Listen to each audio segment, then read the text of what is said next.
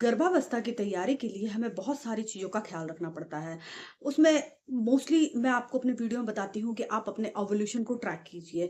ये तो बहुत इम्पोर्टेंट फ़ेज़ होता ही है क्योंकि इसमें हमारी जो मेंस्ट्रुएशन साइकिल होती है उसके बारे में हमें जानकारी मिलती है कि वो सही है कि नहीं, हमारा एग सही से बन रहा है कि नहीं बन रहा, एग रप्चर हो रहा है कि नहीं हो रहा है। उसी क्रम में क्या होता है कि हमारी ना जहाँ पर निषेचन होता है मीन्स फैलोपियन ट्यूब उसके वो सही है, स्वस्थ है कि नहीं है, ये जानना भी बहुत ज़रूरी है। तो मैं आज आपको इस वीडियो के माध्यम से ये जानकारी और इससे संबंधित कुछ बातें बताऊँगी और कुछ टिप्स दूँगी जो आपके लिए बहुत ही फ़ायदेमंद होगी।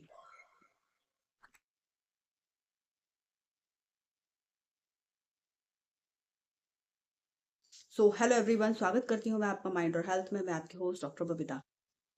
जब हम गर्भ धारण की तैयारी करते हैं उस दौरान हमें अपने प्रजनन अंगों का विशेष ध्यान रखना पड़ता है और हमें इसकी जानकारी होना बहुत ही ज़रूरी है।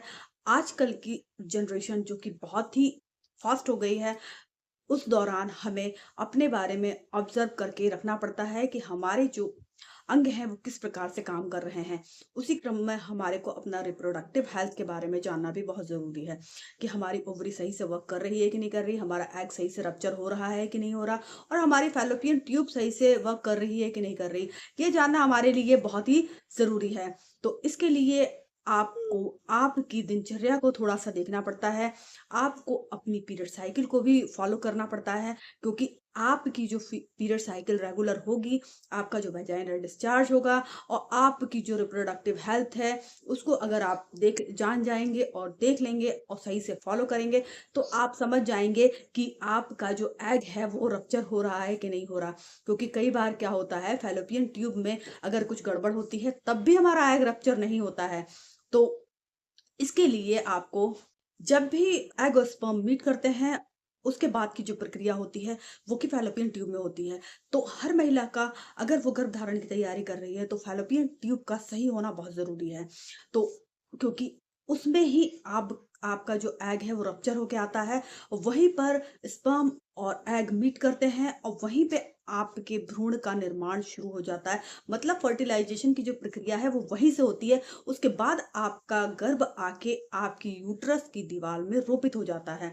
तो आप समझ रहे हैं ये बहुत ही इम्पोर्टेंट फेज़ है। तो इसके लिए आपको आपकी फैलोपियन ट्यूब का सही होना बहुत ज़रूरी है और ये जानकारी आपको होना भी बहुत ज़रूरी है।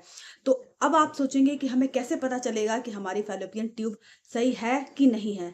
तो इसके लिए आपको क्या है कि आपकी जो मेंस्ट्रुएशन साइकिल है, उसको आपको ध्यान में देना बहुत ज़रूरी है। कि मेंस्ट्रुएशन साइकिल अगर स्वस्थ होगी, आपका एग रप्चर हो रहा होगा, तो आपको प्रेगनेंसी कंसीव करने में किसी प्रकार की कोई दिक्कत नहीं होगी। हम फैलोपियन ट्यूब की खराबी को कैसे जानेंगे? इसके लिए आपको आपकी जो मेंस्ट्रुएशन साइकिल है, वो आपको लास्ट के 3-4 मंथ आपको ऑब्ज़र्व करके रखनी पड़ेगी। आप एक डायरी और एक पेन मेंटेन कीजिए, उसमें आप देखिए कि आपका जब पीरियड का पहला दिन होता है, उसके बाद से आपको चीज़ों को नोट डाउन करके रखना है। आप छोटी-छोटी बातों को देखिए कि हमारे को पीरियड खत्म होने के बाद कब ओव्यूलेशन का पेन होता है और कब हमारा एग रिलीज होता है। एग रिलीज होता है जब आपको आपकी लेफ्ट या राइट ओवरी में आपको चुभन टाइप का एक हल्का सा पेन आता है, तो आप समझिए उस साइड से आपका एग रप्चर हो रहा है। तो एग रप्चर होना अलग बात है, लेकिन उसका फर्टिलाइजेशन तो फैलोपियन ट्यूब में ही होगा। तो उसके लिए आपको क्या करना है कि आपका वेजाइनल डिस्चार्ज चेक करना है। दूसरी बात क्या है, अगर आपका वेजाइनल डिस्चार्ज में प्रॉब्लम आ रही है, आपको बार-बार पीआईडी की समस्या हो रही है, तो समझिए आपकी फैलोपियन ट्यूब में कुछ समस्या हो सकती है। इसके साथ-साथ क्या है, अगर आपको एक्टोपिक प्रेगनेंसी की हिस्ट्री है, उस कंडीशन में भी आपको फैलोपियन ट्यूब की प्रॉब्लम हो सकती है। दूसरी बात, अगर आपने पहला बच्चा नॉर्मल कर लिया है और दूसरे बच्चे की तैयारी कर रही हो, आप गर्भधारण नहीं कर पा रही हैं, तो उस दौरान भी आपको फैलोपियन ट्यूब में किसी प्रकार की भी प्रॉब्लम हो सकती है। तो इसके लिए आप एक ही तरीका है कि आप एचएसजी का टेस्ट कराइए। उसमें उस प्रक्रिया में क्या होता है कि आपको आपकी वेजाइनल एरिया से एक ट्यूब के माध्यम से एक डाई डाली जाती है। अगर ये डाई आर-पार हो जाती है तो आपकी जो फैलोपियन ट्यूब है वो सही है। मतलब कि आपकी गर्भधारण में फैलोपियन ट्यूब के द्वारा किसी प्रकार की कोई प्रॉब्लम नहीं है। अगर वो डाई आर पार नहीं होती है, मतलब कि आपके फैलोपियन ट्यूब में किसी प्रकार का ब्लॉकेज हो सकता है। और कभी कभी क्या होता है कि एचएसजी टेस्ट के दौरान अगर हल्की फुल्की उसमें प्रॉब्लम हो तो जो डाई डाली जाती है उससे खुल भी जाती है। तो आपको इसमें घबराने की बात नहीं है। अगर आपको ये टेस्ट लिखा जाता है, डॉक्टर द्वारा रिकमेंड किया जाता है, तो आप इसको जरूर करवाएं। इसके करवाने के से पहले आप थोड़ा अपने आप को मेंटली और फिजिकली प्रिपेयर कीजिए। इसके लिए क्या है, आपको अपने जो पेट है उस एरिया पे जो ऑयल है उसको हल्का गुनगुना करके आप उससे मसाज कर सकती हैं। उसके लिए आप कैस्टर ऑयल का उपयोग कर सकती हैं। हल्के हाथों से आप मसाज करेंगी तो आपको एचएसजी के दौरान जो हल्के-फुल्के दर्द की जो संभावना होती है वो नहीं रहेगी। आप आसानी से टेस्ट करा पाएँगे। बहुत बार ऐसा होता है कि आप अपने पेट की अगर मसाज करते हैं, जिसको कि हम फर्टिलिटी मसाज कहते हैं, और नेचुरोपैथी में ये बहुत ही नेचुरल है। अगर आप इसको रेगुलर ट्राई करते हैं तो बहुत बार ऐसा होता है कि आपकी जो फैलोपियन ट्यूब में हल्की फुल्की ब्लॉकेज है वो आसानी से खुल जाती है।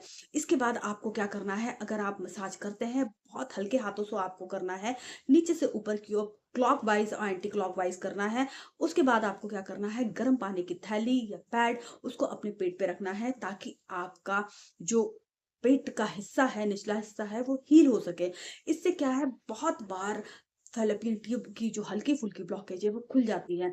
बहुत सी महिलाएं ने इससे इसका फ़ायदा उठाया है और उन लोगों को आसानी से गर्भधारण हो गया है। उनको एचएसजी टेस्ट तक जाने की ज़रूरत ही नहीं पड़ी है। आई होप सो आपको मेरे द्वारा दी गई जानकारी अच्छी लगी होगी और समझ आई होगी। अगर आपको जानकारी महत्वपूर्ण लगी है तो इस वीडियो को ज़्यादा से ज़्यादा लोगों को शेयर कीजिए। अगर चैनल पर नया आए हो तो सब्सक्राइब कर लीजिए। So thank you so much and enjoy your pregnancy time.